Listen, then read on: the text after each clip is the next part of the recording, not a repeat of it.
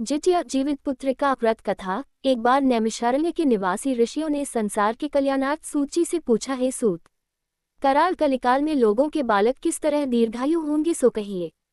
सूची बोले, जब द्वापर का अंत और कलियुग का आरंभ था, उसी समय बहुत सी शोकाकुल स्त्रियों ने आपस में सलाह की थी कि क्या इस कलियुग में माता के जीवित रहते पुत्र मर जाएंगे। जब वे आपस में कुछ निर्णय नहीं कर सकी तब गौतम जी के पास पूछने के लिए गईं। जब उनके पास पहुंची तो उस समय गौतम जी आनंद के साथ बैठे थे। उनके सामने जाकर उन्होंने मस्तक झुकाकर प्रणाम किया।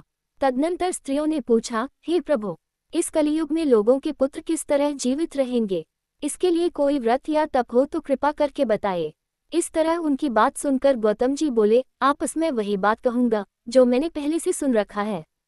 गौतम जी ने कहा, जब महाभारत युद्ध का अंत हो गया और द्रोण पुत्र अश्वत्थामा के द्वारा अपने बेटों को मरा देखकर सब पांडव बड़े दुखी हुए तो पुत्र के शोक से व्याकुल होकर द्रौपदी अपनी सखियों के साथ ब्राह्मण श्रेष्ठ धौम्य के पास गई और उसने धौम्य से कहा, हे विप्रेंद्र, कौन सा उपाय करने से बच्चे दीर्घायु हो सकते हैं, कृपा करके ठीक ठीक कहिए। धौम्य बोले, सत्यायुग में सत्य वचन बोलने वाला, सत्याचरण करने वाला समदर्शी जीमूतवाहन नामक एक राजा था। एक बार वह अपनी स्त्री के साथ अपनी ससुराल गया और वहीं रहने लगा।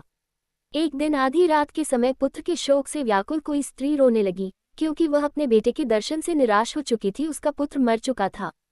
वह रोती हुई कहती थी, हाय, मुझ बूढ़ी माता के सामने मेरा बेटा मरा जा रहा है। उसका रुदन सुनकर राजा जीमूतवाहन का तो मानो हृदय विदीर्ण हो गया।